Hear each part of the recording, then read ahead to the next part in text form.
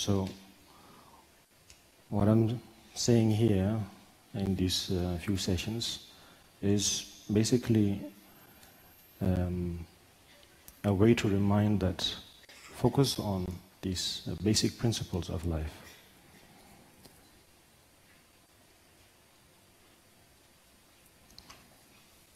And by doing so, then these environments, spiritual environments and homes that you've created, and the kind of attitude that you have generated will not only benefit yourselves right now, yeah, the individuals that you see next to you, but it will create, it will benefit countless of other generations.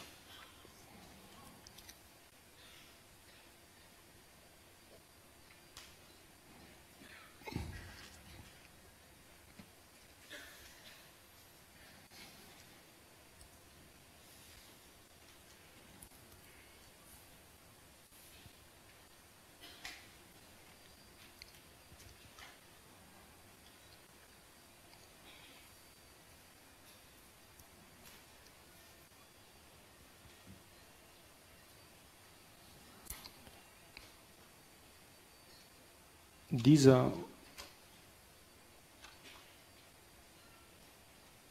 advices that I have received from my teachers, such as that of the late Kudikshana Shamar Rinpoche, and then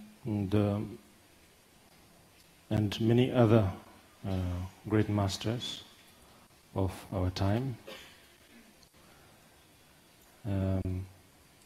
to whom I've had the opportunity to receive many great teachings and transmissions.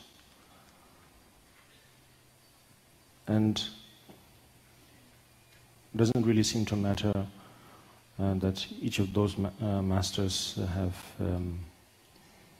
are different individuals or have different mentalities or has different Tibetan accent, which you might not detect, but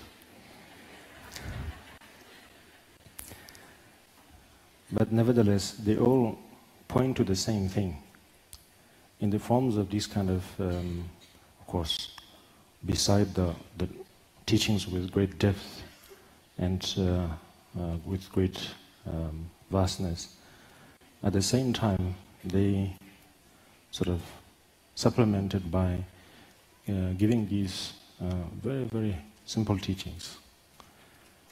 And sometimes our life is so busy that we need something that we can carry with ourselves, like in our pocket, yeah?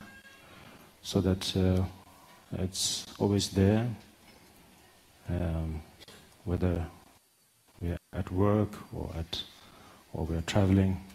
And of course, we have the good habit of already feeling that, I think today I forgot something. Like, particularly in our case, when we live in a monastic community, then our life is regulated by practices. Our life is regulated by various rituals and ceremonies and so on. And that suddenly now, like ourselves right here, right now, when we're traveling, of course, we are somehow free from that. Yes, but nevertheless, after some time, when it crosses, let's say somehow maybe 6 o'clock or 6 p.m. or 7 p.m., after something I feel like something's missing, And that's a good habit. And I know that you all also have that good habit.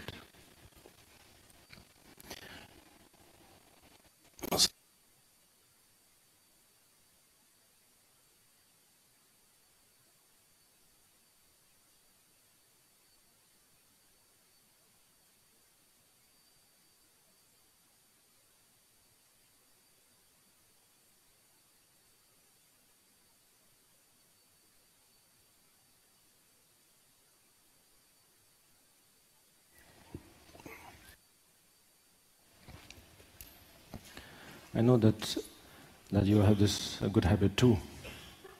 And so therefore, if you pass a day where you haven't had your daily practice, suddenly you feel that something's missing, as if like I missed dinner, or I missed lunch or something,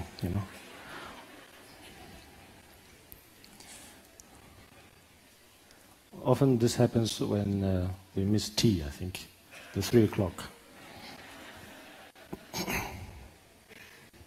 And so, therefore, sometimes these very, very simple practices becomes essential. And they make the day.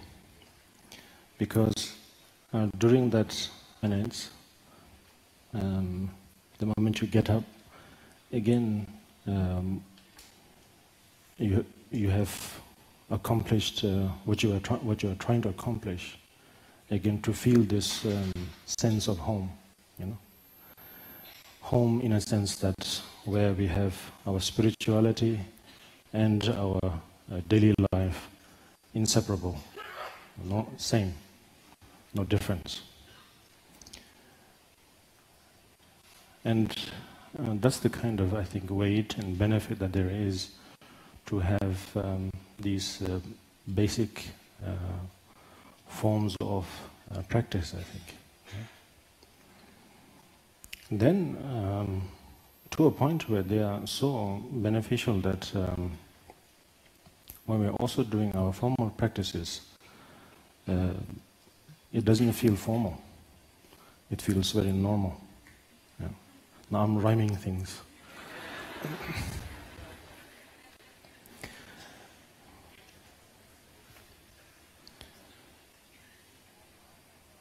Otherwise, when this lacks, these basic approaches or basic principles are lacking, then no matter how much of a time we put in our formal practices, after some time we feel a little bit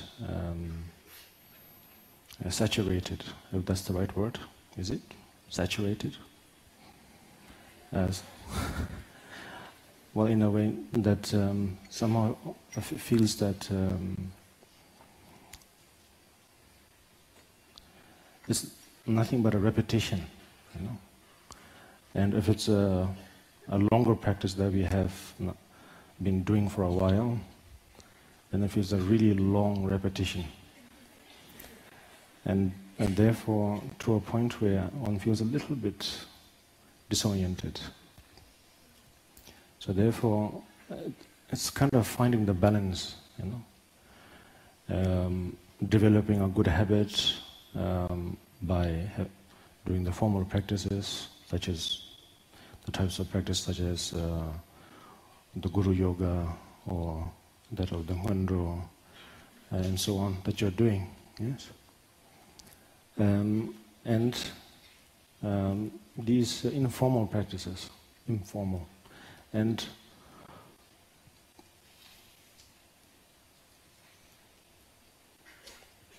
if you find a balance, which you will, if you give it a few attempts, if you try a few times, then you'll get into a habit of it, to a point where it's no more just a habit, but very natural, just like breathing.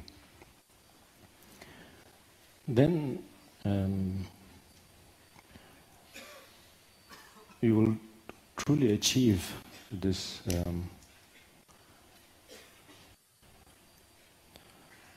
experience of a complete life, one could say. Yeah?